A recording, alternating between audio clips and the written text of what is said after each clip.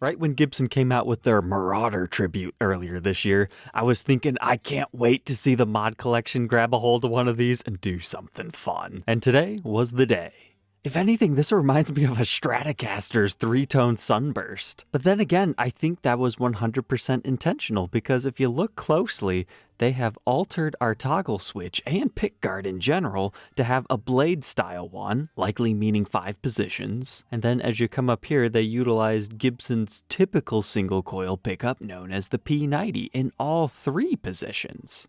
So I think they were going for this. I'm really surprised they didn't try to use white pickup covers to match a Strat and then make our new pickguard multi-ply. We're just a few modifications away from this actually being kind of hilarious. As they also decided to continue that onto the back. And look, this model naturally has a comfort cut back here, so perfect again for a Strat. But oh man, that's another huge missed opportunity. I love the fact that they left the natural neck bare because just in general, that looks fantastic. I would have loved to have seen them not use the black paint on the headstock either. As believe it or not, some Marauders actually were spec'd like that to begin with, but the reason why they don't is the headstock wings will show on the edge. If you're not sure what I'm talking about, it's right here. Gibson utilizes these little wooden pieces glued onto the sides in order to make up their headstocks, so that would then be visible on the top. That's probably why the mod collection guys didn't do that. I don't think I would have cared. I would have seen what they were doing. I suppose in a roundabout way, this is kind of like an S1 tribute. They also upgraded us to a hard shell case. Now that I've taken some time to understand it, that actually is a lot of fun. However, $2,500, yeah, I would never consider paying that much for it. Our next one was called Textured Space Sparkle. $2,500 for a studio.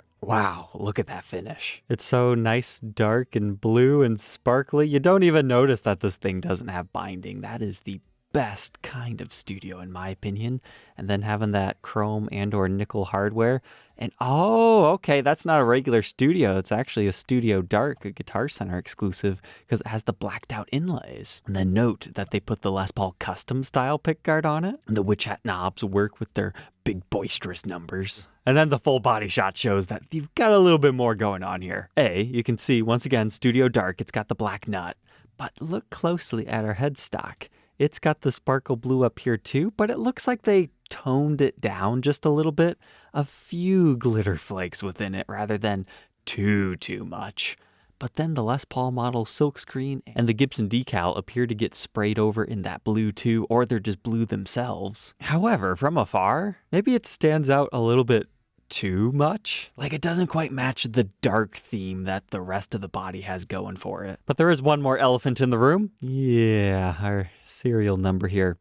This has happened in the past. The finish got too thick and they're like, they need to be able to read it. Let's write it. However, at that point, why don't they just use the custom shop stampers and make it look all nice and even? On top of that, we now have the blue colored mod collection decal, and we can just take a second to appreciate these other photos. Ooh, ouch. What on earth? Is that chip out? But there's actually one more thing that stands out on this one. Can you spot it?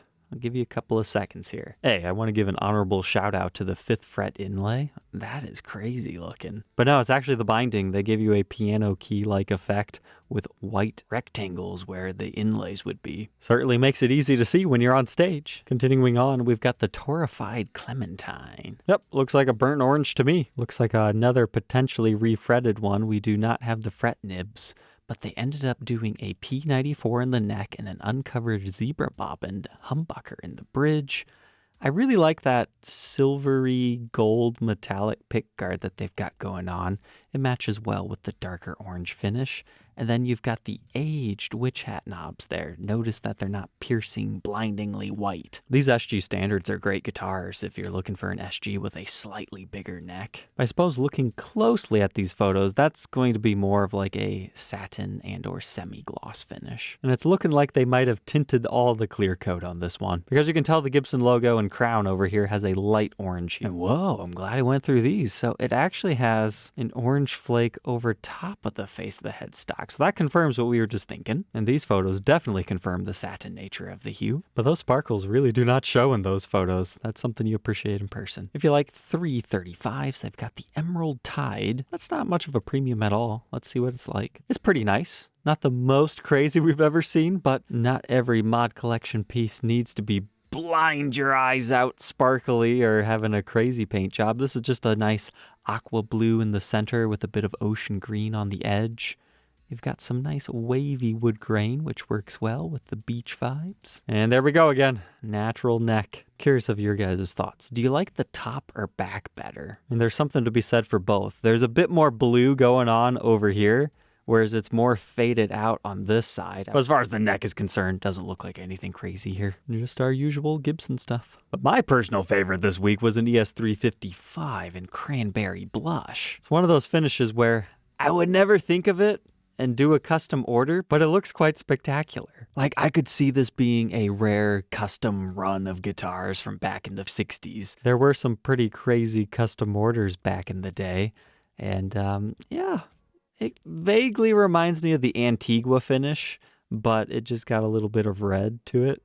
And then you got the Bigsby with the Vibramate being all golden. Hey, what are they doing? I never noticed that. They were trying to hide it with a clear knob, but they still put the topper on it. So it looks like they ripped out the Veritone for a master volume control.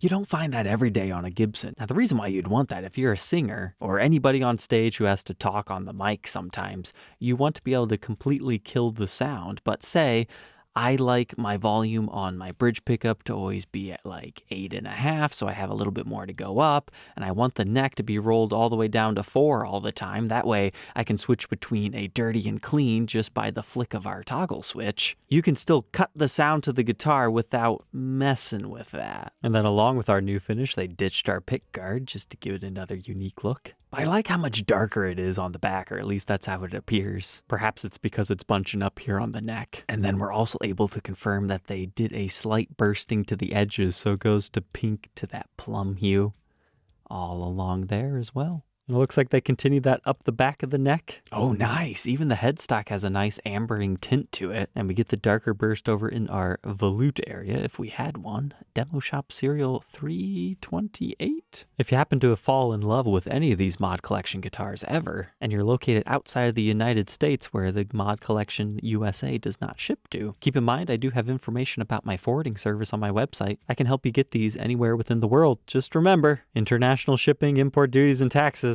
they're not cheap. And neither is that guitar at $7,400, but it's beautiful. Now, along similar lines, they had Vampire Fade on a 60 standard for $31. To me, this looks like one of the custom color burgundy ones, but as you come up here, they decided to spray it in a darker hue.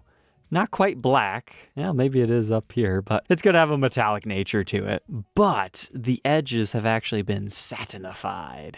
It reminds me of certain dark bursts that have completely faded, but the cream plastics works well with these colors. And as a player, yeah, the satin finish should feel nice. But come on, this is called Vampire. We need to have a double stinger going on to look like fangs or something, as we really didn't get too much of anything on the back. But our serial number dates that to about early 2023. This was another fun one, the Greasy Green Explorer Custom for $6,000. I'm curious if this was intentional or did a green custom order get botched? Because the metallic green looks quite nice, but there's like dark streaks within it, I guess you could say. I still think it works fine. I mean, I really like that white, black, white pickguard.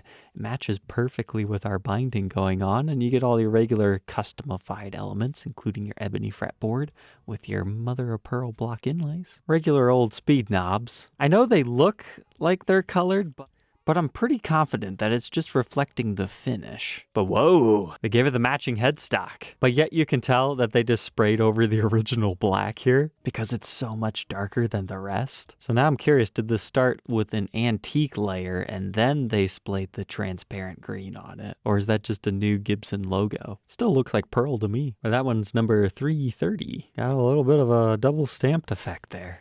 And then I did not actually see this one on launch day. Two-tone gray, $3,000, 50s Les Paul Standard. Ooh, someone's good here. I like that. I would enjoy seeing that within the Satin Faded series. I seriously think they could sell 500 of those. It's just a nice flat black on the top. That'll gloss up in no time, so be aware of that. But then the edges are just that nice dark rhino gray, but you have that nice separating layer with your binding being cream. No pickguard at all. Nice dark rosewood fretboard. Witch hat knobs with just the theme on everything this week. But now the big question. Do you guys think they did a stinger on the back? That would just complete it because you've got the 2 black back plates. Oh no, they were so close. However, to be fair, you could count the Gibson mod collection as being the ebony here. But I like the choice of not having the Les Paul model silkscreen up. They could just completely black it out with a blank truss rod cover and get you some of that gray on the black with the mother of pearl logo. Our nickel tuners. But the Black Friday deals have begun, not for the USA mod collection, but for the EU side of things. It's a standard-based 20% off everything. Whether or not that entices you to buy any of these, I'll let my international viewers decide that for themselves. But it seems like they mainly just have those old ones left, back when they were doing the garage background, as there were only 6 from the modern era, but there were no new ones offered this week that I saw anyway. So I think they're just trying to clear out inventory. And I wanted to talk about this one again because somebody left a comment saying I missed the whole thing. It goes from black to light within each stripe. So follow my arrow here. This area got the light, but as you continue straight down, it actually just becomes that cranberry. So there is some sort of a fade here. It might be a metallic finish, but I think that is intentionally done in the center. Because look, this has the light, this doesn't, but it still has that fade as these flip-flop. So, okay, I see it now. Thanks for pointing that out. Then our demo shop, also taking a break. They must not have too many factory seconds, which is a good thing, or they're utilizing their workforce on other guitar making things. But all right, troglodytes, I hope you enjoyed tonight's episode, and we'll catch you tomorrow on the next one. Take care.